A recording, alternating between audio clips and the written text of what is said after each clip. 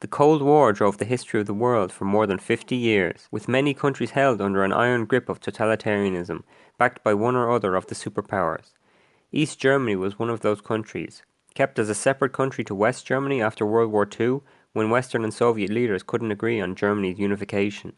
East Germany had been ruled by the totalitarian Socialist Unity Party of Germany since its creation. Opposition politics was outlawed and dissent repressed, with the Stasi secret police pervading every aspect of society, trying to keep people loyal. It was forbidden to leave East Germany to go to West Germany or another Western country, with the East German authorities even building a wall surrounding West Berlin, a piece of West Germany completely surrounded by East Germany. To avoid these restrictions, many East Germans went to other Soviet puppet countries in Eastern Europe first, in order to then reach the West. And East Germans in the 80s expected to continue living under this regime for a long time, as previous protest movements in East Germany and other Eastern Bloc countries had been brutally suppressed with the help of the Soviet Union army. But things began to change in 1985, when Mikhail Gorbachev became the leader of the Soviet regime. It soon became clear that Gorbachev, plagued by economic malaise due in part to heavy military spending, would no longer send the Soviet army to put down uprisings in Eastern Europe. Gorbachev also implemented other reforms aimed at freeing up Soviet society and improving the lives of the people. At first, the East German Communist Party refused to adopt Gorbachev's reforms and even briefly banned the Soviet state-run Pravda magazine. However, events elsewhere began to get ahead of the East German leadership. Other Soviet puppet nations in Eastern Europe did embrace Gorbachev's reforms. For example, the communist president of Hungary resigned in 1988, and there was a period of liberalization there. Remember how I said many East German citizens would go to other Eastern European states in order to reach the West? Well, this trickle now became a flood, as Hungary and later Czechoslovakia opened their borders with Austria, a democratic Western nation. Many of these refugees stormed the West German embassies in these countries, looking for asylum. The East German authorities asked for the refugees in Hungary to be deported back to them, but the Hungarian authorities refused. Remember, these are countries who for decades ruled with an iron fist and would rather shoot their own civilians than allow them to defy their rule, and now there was dissent within the bloc and waves of people escaping their government's iron fist. So, to try to deal with the growing embarrassment of so many people trying to leave their country, the East German leadership allowed a train to pass through East Germany, taking these refugees to West Germany, with the leadership denouncing the refugees as traitors and Western plants. These trains were dubbed Freedom Trains and attracted crowds of cheering supporters as they passed through East Germany. Buoyed by these events and others in Eastern Europe, political parties began to form and began demanding representation at the next elections. Around this time was the 40th anniversary of the founding of East Germany, and opposition groups began planning to protest the state's celebrations. The Soviet Union leader Mikhail Gorbachev came to these celebrations, and, seen by the people as a reformer, was cheered by the crowds. At other protests, attendees were attacked by police, with many arrested. However, one large demonstration, taking place on a Monday, attracted too many people to be suppressed by the police. Encouraged by this Monday meeting, other protests, also called Monday meetings, regardless of what day they happened on, took place around the country, attracting tens of thousands of protesters, with the biggest events attracting hundreds of thousands. Amidst these events, the East German political leadership fell into turmoil. The president was criticized by other party members and forced to resign. The cabinet also resigned en masse, followed by other important party members. And the new prime minister was pressured into picking a swathe of non-communist members of cabinet. With the pressure building and waves of refugees continuing to leave the country, the new government finally allowed the gates to West Germany to be opened, and huge queues of people formed to leave, including at the Berlin Wall. As the tide of history seemed to be turning, many people turned up at the wall with axes and hammers and began to attack it, not being stopped by the police. The wall, which symbolized the divide within Germany and Europe, finally came down. In the following weeks, the East German leadership accepted what seemed like the inevitable and began preparing for multi-party elections, which took place in March 1990. A coalition of parties in favor of unification with West Germany won power, and unification duly took place that year. East Germany has been democratic and a part of a united Germany ever since. Argentina in the 19th century was one of the richest countries in the world, with a rising GDP, industrialization and waves of immigration all helping the country develop. In 1912, universal male suffrage was introduced, and the following president introduced social reforms to improve the life of the nation. However, things took a turn for the worse after the Great Depression in 1930, when the elected president was ousted from power. This began more than 50 years of political instability in Argentina, punctuated by brutal military regimes who silenced dissent and repressed basic rights. This came to a peak in 1976. The then president, beset by internal instability and violence, was ousted in a US-backed military coup, which established a ruling military junta. This junta denied basic rights and detained, arrested, and sometimes killed anyone suspected of left-wing tendencies. Tens of thousands of people are believed to have been disappeared during this brutal dictatorship. The junta adopted a policy of liberalizing the economy after the previous state interventionist period. However, the junta maintained a number of state interventionist policies and ended up with the worst of both worlds, with high inflation coupled with a large public debt. Attempts to deal with the inflation led to wage freezes, while high public debt hindered the state's ability to borrow and therefore pay for public policies. These economic difficulties, as well as the widespread human rights abuses, weakened the junta's grip on power and encouraged dissent. These difficulties led to a loss in popularity for the junta, and a new junta chairman was chosen, General Galtieri, in 1981. Conscious of these difficulties, Galtieri saw a way to increase the junta's popularity, and he saw it in the nearby Falkland Islands. The Falklands, called the Malvinas in Spanish, are a group of islands close to Argentina but controlled by the United Kingdom. Despite the UK's control, Argentina claimed that they were part of Argentina, citing colonial expeditions by Spain and later independent Argentina. However, since about 1833, the islands were under the continuous authority of the UK. Galtieri was hoping for a short, victorious war, expecting that the UK would not respond militarily, what with the islands being so far away from the UK mainland. This victory, hoped Galtieri, would lead to a wave of patriotism and popular support for the military and junta and their continued rule for many more years. So Argentina invaded in 1982 and were able to conquer most of the islands. The invasion did indeed lead to a wave of patriotic sentiment in Argentina. However, the dreams of a short, victorious war, as happens so often, did not materialize. Instead, the Argentine navy was fought back, and after a few months, Argentina surrendered and the islands returned to UK control. The wave of patriotism soon dissipated, and the military failure only ended up increasing dissatisfaction with military rule. Waves of protest took place, and Galtieri was forced to resign. A new junta leader was chosen to usher the country back to democracy. Restrictions on human rights were lifted, and strikes and even more protests took place, with the police acting to repress at least some of them. But despite this, elections took place in October 1983, and Argentina has remained a democracy ever since.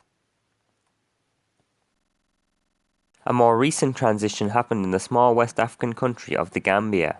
A British colony until 1965, the Gambia gained independence and became a sham democracy, though a stable one. They held multi-party elections every 5 years that were tainted with irregularities and which elected the same party every time.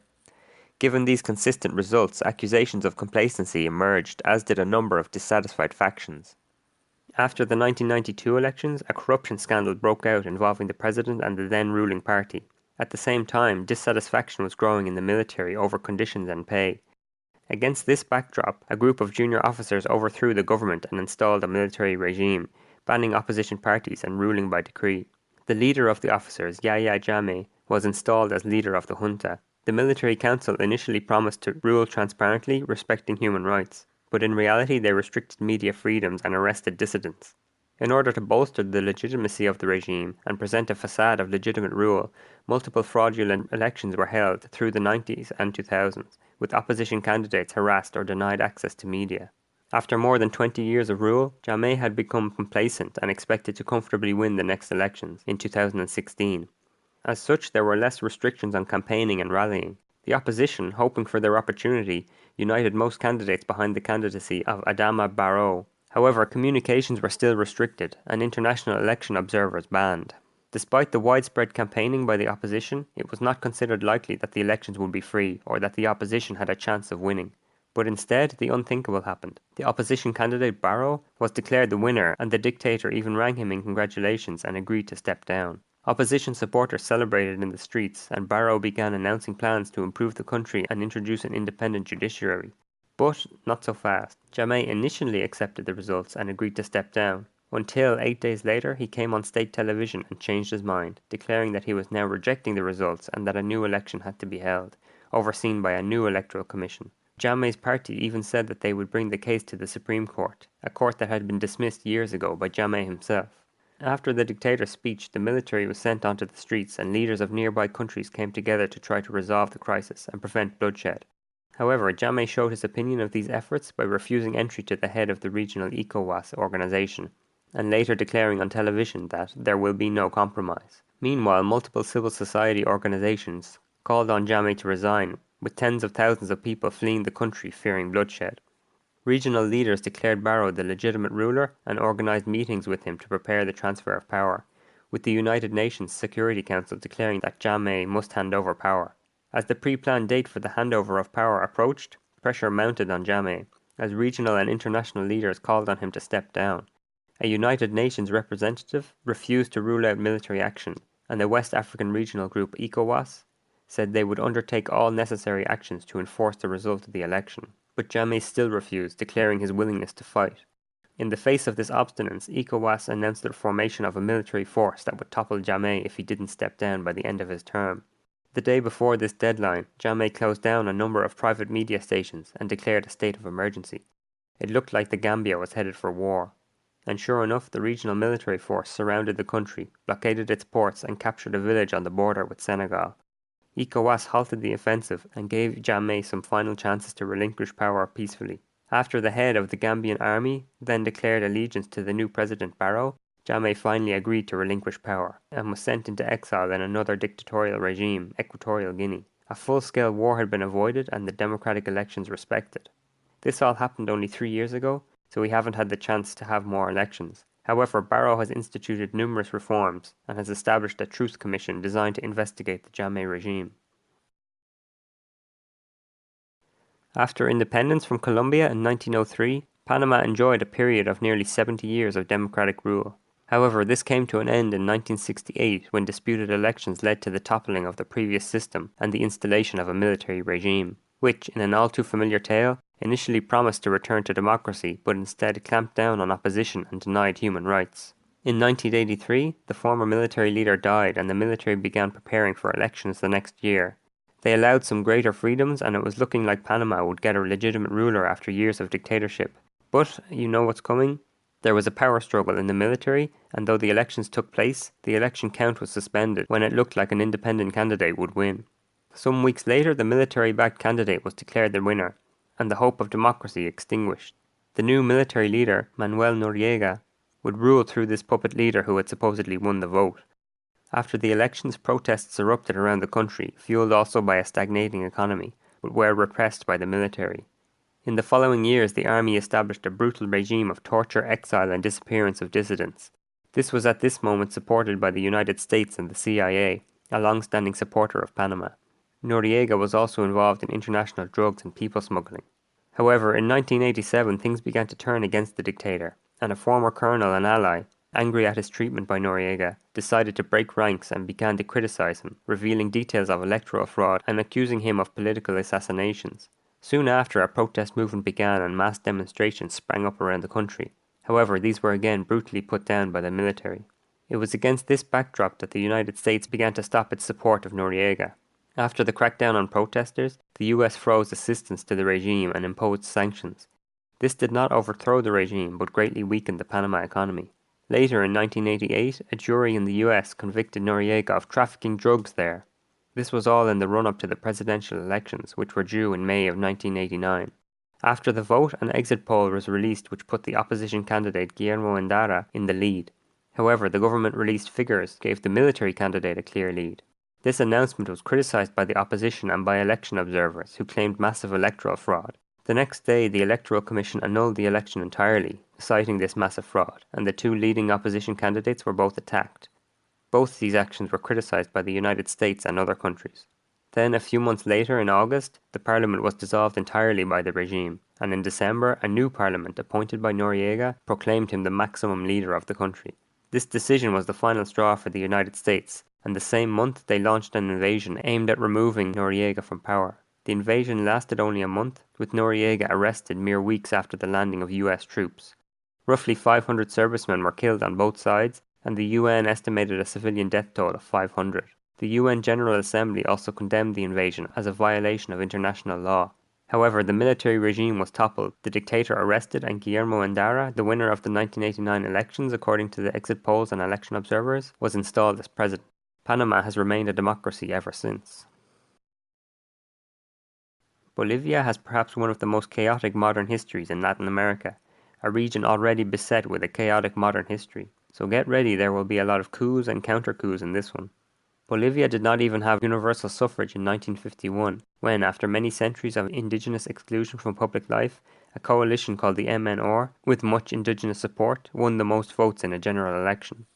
However, because the MNR did not win an overall majority, the National Congress chose the president instead, and instead of choosing the MNR as a candidate, a military strongman was chosen. In response, the MNR staged a revolution and seized power in 1952. After introducing universal suffrage, they also made widespread reforms to the economy, greatly increasing state involvement. These reforms caused an economic crisis and led to division within the MNR, some wanting to take aid from the United States to help heal the crisis, with others wanting to increase government control of the economy still further. Strikes broke out, and amidst the chaos, an army general, René Barrientos, seized power. Barrientos tried to undo many of the reforms implemented by the MNR, and as a result, protests and strikes broke out, with the army brutally suppressing many of them. Barrientos then died in a helicopter accident, and so would begin a series of military coups and counter-coups that would mark the 20th century in Bolivia. First, Barrientos was replaced by his vice president Salinas, who was then ousted in a coup by Obando. Obando was later replaced by Miranda, who failed to gain the support of the army and so was replaced by Torres. Most countries would call it a day there, but no. That's where Bolivia turns it up to 11. Torres was then replaced by Banzer by Pereda by Padilla, and then Padilla held elections. But the new president was overthrown by Natush. Natush stepped down amidst protest, and after another election, a bloody coup led to the installation of Luis Garcia Mesa. This was a relatively short-lived but particularly bloody regime. Garcia was backed by international drug traffickers who wanted a complacent nation to help them smuggle drugs worldwide. Garcia was also backed by fascists from Europe who wanted to install their ideology in Latin America and find a safe haven to spread their anti-democratic beliefs. One such fascist was the former head of the Nazi Gestapo in France. He used his influence to recruit neo-fascist mercenaries from Europe to come to Bolivia and fight for Garcia. Garcia was also hoping that a right-wing American president would be elected soon in the United States and would give him support, or at least tolerate his regime with the aim of preventing a communist revolution. And with all this support, and most importantly the support of the military, Garcia implemented a brutal regime, estimated to have killed around 1,000 people in just 13 months. Eventually, however, his drug trafficking and human rights abuses raised enough international condemnation that the dictator resigned in 1981. But this being Bolivia, he was replaced by another general, who was still reluctant to hold elections. But then, finally, after over 30 years of coups, counter-coups and failed attempts at democracy, the last military dictator of Bolivia reinstated the results of the 1980 election and a new president was declared. And there you have 5 of the most dramatic democratic revolutions in history. If you liked this video, I plan to make many more, so you can subscribe to my channel by clicking the button below to not miss out. Thanks for watching.